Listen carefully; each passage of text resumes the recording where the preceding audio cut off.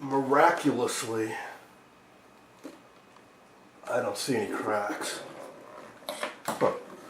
Alright, well, I guess I got lucky. Still not happy, but it's here. I think I paid 10, maybe 20 bucks for the radio. And then whatever, 25 for shipping. So, those of you who saw me restore painstakingly a GE, I think it was a 212 radio that matches my GE 810 TV. That should look awfully familiar. When I restored that radio, which is in a wood mahogany cabinet, I noticed in the service info that there were two other models. One, I think, was in ivory, and one was in brown or black, what they call Bakelite. I'm not really sure it is, man, but plastic. And that's what this is. So I did that, I don't know, 2 years ago, 3 years ago? I set up a search on eBay for one. And I saw a few of the wood versions, but never this or the other, the white or the black, brown plastic versions, until a couple weeks ago, and one popped up. And I said I was the only bidder, and I won it.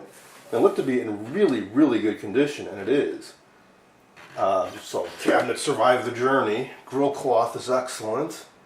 Knobs are all here, and amazingly, the dial pointer is intact.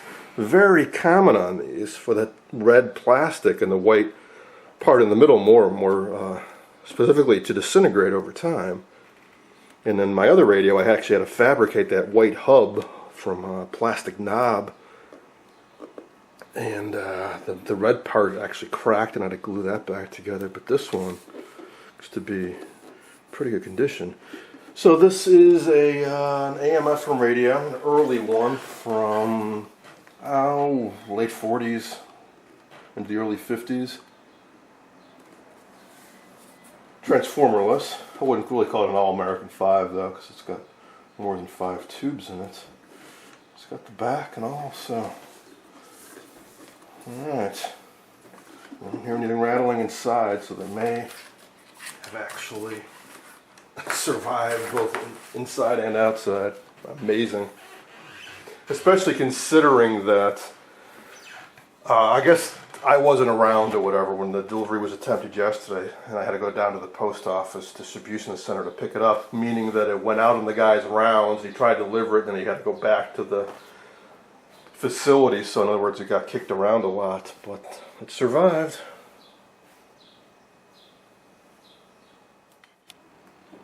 In case any of you don't remember, here's what the wood version looks like. I restored it electrically and a little bit cosmetically on the plastic piece here in the trim, but I never got around to doing the cabinet. So there's my replica hub, a little bit off center, but that's because the chassis is kind of off center inside the cabinet. So fun little project, and well, I guess I'll be doing another one of these days.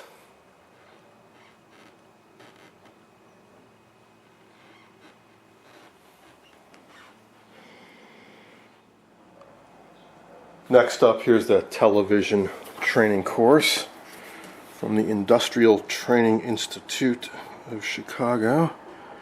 Technical Training Service, students' worksheets. Alright, radio and television. I thought it was just television.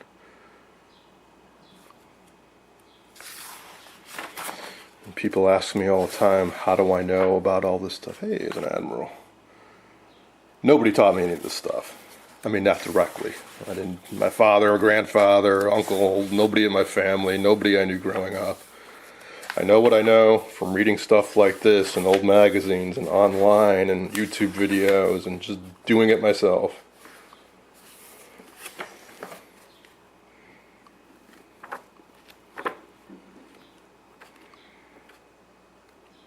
A lot of these are fairly simplistic. Once you get beyond beginner stuff, it can get a little boring. It's just a lot about Ohm's law in here probably, and basic tube construction, how they work. Mostly I like look at these for just the old pictures. Stuff like that. But there are certainly more advanced books you can get out there. It looks like somebody started taking the course way back when. 1 volt will pass 1 amp through 1 ohms of resistance. All right. Didn't notice any other pages being filled out, so maybe that's as far as they got.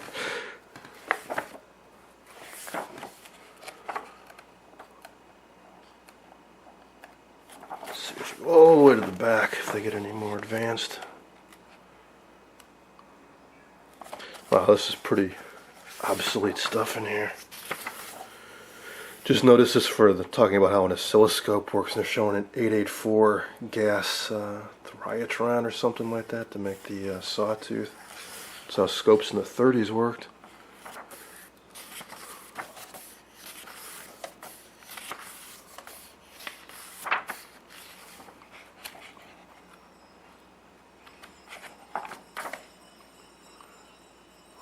Tester.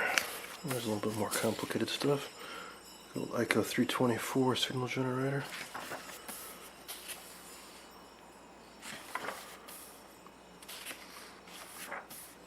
Alright, so that should be fun to read through.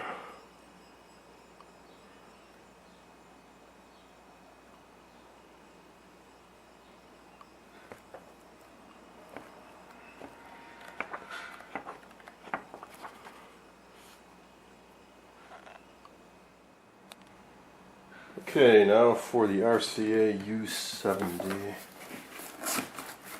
These aren't particularly rare or valuable. The one I've got, so not only is the cabinet not as nice as I'd like, it doesn't work that well. Now, a lot of people wouldn't care because who needs a UHF converter? Well, we still have a few UHF broadcasts around here.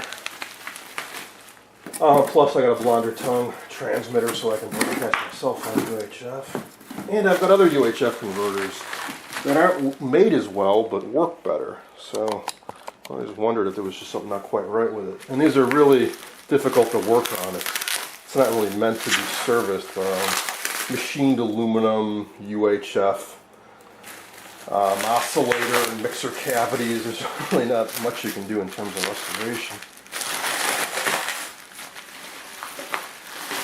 I suppose it might need an alignment, but I don't really have the equipment to do UHF alignment properly. So I already tell this one is in much better condition. That's a real nice finish on it. I think my other one's in storage, so I can't put them side by side, but the other one not only is the finish crummy, but it has cabinet damage, like the bottom split off and these rails are broken off and the wood warped. Whereas this one, probably some touch up and good to go. No need to glue anything back together or do any refinishing. Yeah, the dial pointer works. Switch still works. In fact, I wouldn't be surprised if I fired this up if it wouldn't actually work. There's just one electrolytic in here. And well, assuming that's still got some life left, the rest of it should work. And finally, here's the picture tube that I'm taking a gamble on. I actually bought another picture tube from this same seller. Let's see over here.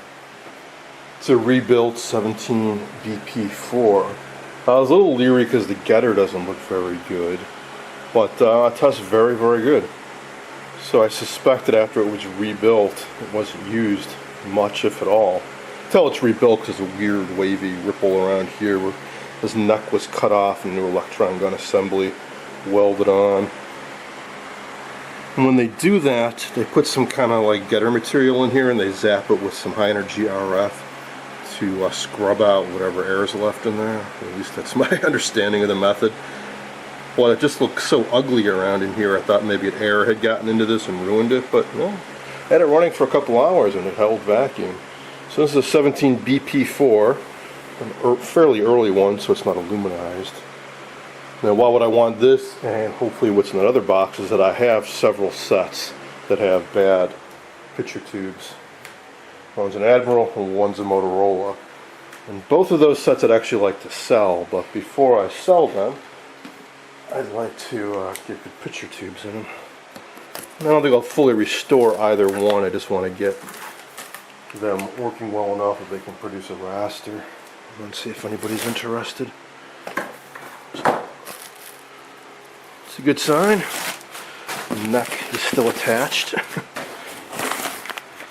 Not the greatest packing job, but far from the worst either. The other one he shipped me survived, and it was packed similarly.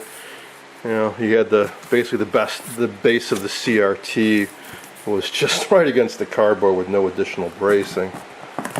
So if somebody had had whacked the top of this box, it probably would have broken the neck off, but well, it's still here.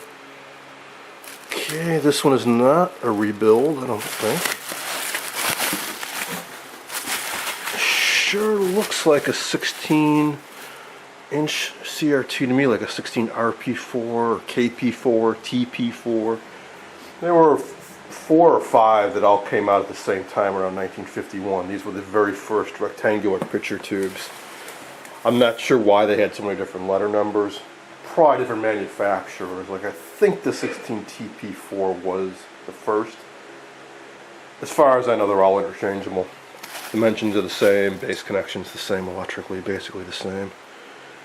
The one difference though is that some are aluminized, but most are not. The aluminized ones producing a brighter picture.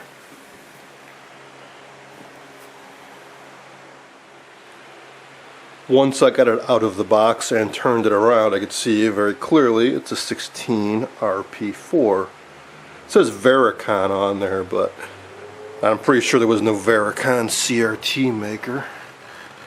On the other hand, I'm pretty darn sure it's not rebuilt.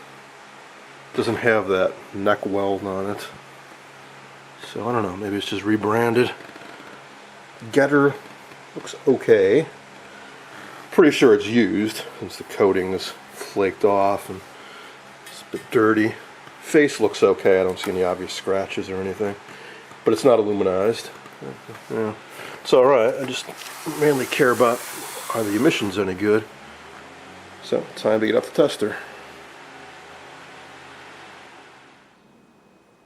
Okay, let's see if this sucker's any good.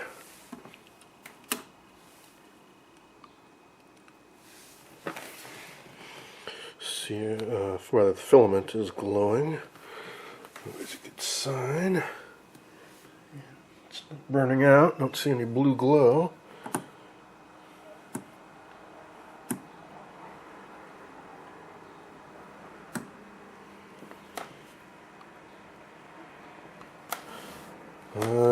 Basically no emissions though.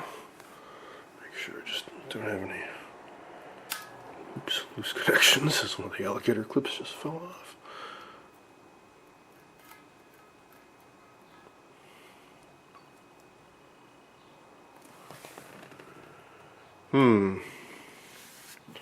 Well, could mean that cathode is broken loose. It could be rewelded, or it could be an issue with this base. It's a little ugly, but they do all appear to be soldered on pretty solidly.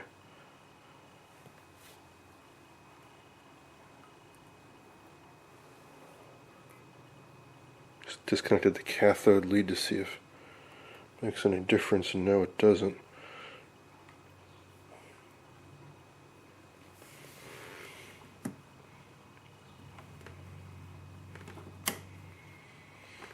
Drop the bias down to -20, it made no difference.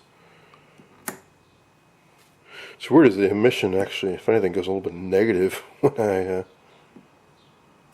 flip it over. Strange. Definitely all hooked up right.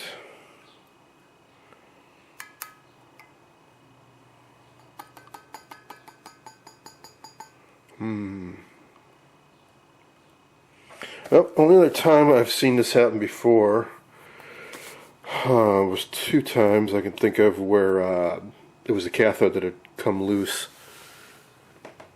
And in both cases I was actually able to re-weld it using my CR70. Not easy to do. If you go back and watch my video on this guy right here, Sentinel 430. You see how I re-welded the cathode on that. Basically it involves cranking this up, I think, to remove G1 short, which causes the filament to glow extra bright. You hold down this button, which puts a few hundred volts on some of the elements in the CRT, and then you hit it. You whack the side of the neck. And the idea being, between the heat and the voltage and the whack, you can re-weld the broken cathode. Now, it might also be an issue with this base, which is pretty loose. It could be a broken lead inside there. So I'm going to save this for a dedicated video. So I've got other projects I want to get back to right now. This will definitely warrant further investigation. So all in all, not too bad. Not too bad at all. I'm amazed the radio survived the journey. Looks to be in fine condition. U70 looks to be in fine cosmetic condition as well. Book looks like it'll be fun to flip through, and just maybe I can resurrect this CRT.